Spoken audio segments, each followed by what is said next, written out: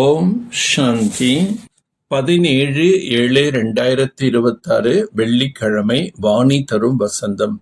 இனிமையான குழந்தைகளே, இந்த பாரத பூமி நிராகார தந்தையின் ஜென்ம பூமியாகும்.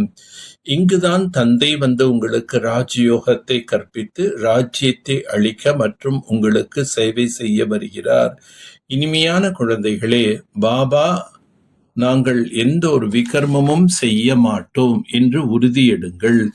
5 விகாரங்களை நாம் தானம் கொடுக்கின்றோம். உள்ளுக்குள் பயம் இருக்க வேண்டும்.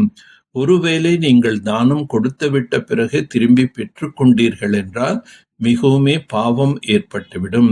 அதற்கு பிறகு கடுமையான தண்டனை வாங்க வேண்டி வரும். ஹரிச்சந்திரன் கதை கூட இதை பற்றித்தான் அமைக்கப்பட்டுள்ளது.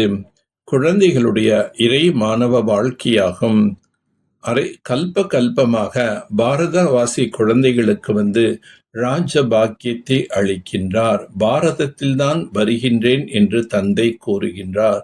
யாரை பகவான் அல்லது அல்லாஹ் பரமாத்மா என்று அழைக்கின்றார்களோ அவருக்கு முன்னால் நீங்கள் இப்பொழுது அமர்ந்துள்ளீர்கள். நாம் அவரிடமிருந்து கல்வியை பெறுவதற்காக அவருக்கு முன்னால் கல்பமாக ஆஜராகின்றோம் என்பதை இப்பொழுது குழந்தைகளாகிய நீங்கள் அறிந்துள்ளீர்கள். சிவ் பாபா பிரம்மாவுக்குள் வந்து விஷ்ணுபுரி ஸ்தாபனை செய்து கொண்டிருக்கின்றார்.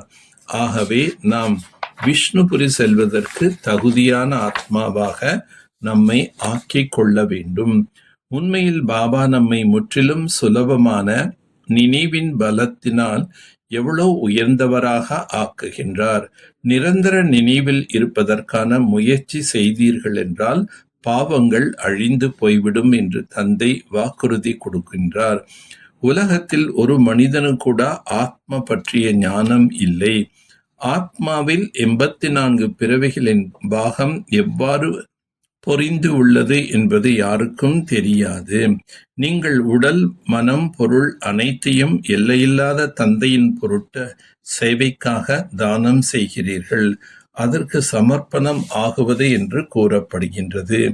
நீங்கள் அஷரீரியாக வந்திருக்கின்றீர்கள், பிறகு அஷரீரியாக திரும்பி செல்ல வேண்டும் என்று தந்தை கூறுகின்றார். யோகம் என்பதின் பொருளே தந்தையின் நினைவு. என் ஒருவனை நினைவு செய்யுங்கள். மற்ற தொடர்புகளிலிருந்து புத்தி யோகத்தை துண்டித்து உங்களது தந்தையாகிய என்னுடன் புத்தி யோகத்தை இணையுங்கள். ஆஸ்தி தந்தையிடமிருந்து கிடைக்கும். சகோதரனுக்கு ஆஸ்தி கொடுக்க முடியாது. நீங்கள் அனைவரும் சகோதரர்கள் ஆவீர்கள்.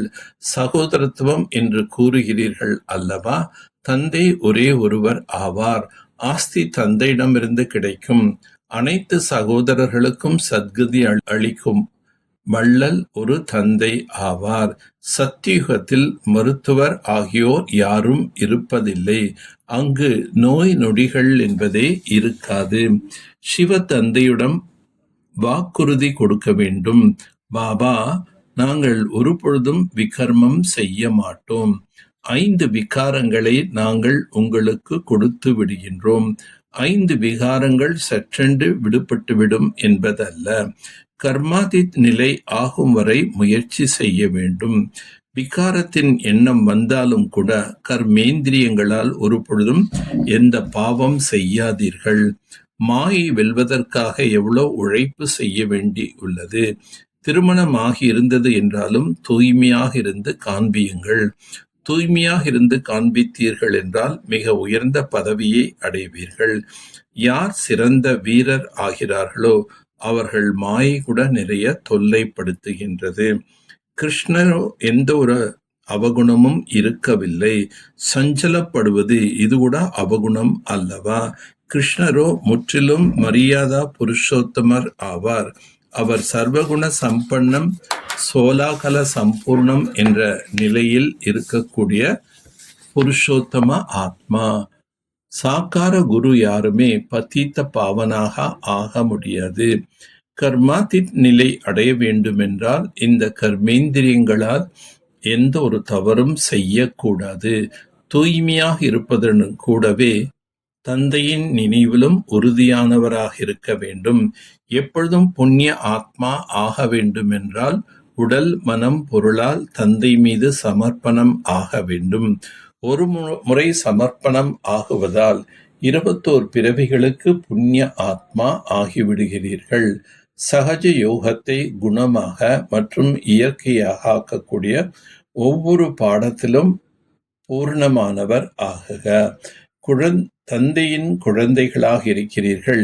இதில் எந்த சதவீதமும் கிடையாது. இதே போன்று நிரந்தர சகஜ யோகி அல்லது யோகி ஆகுவதில் இப்பொழுது சதவீதம் அழிந்துவிட வேண்டும்.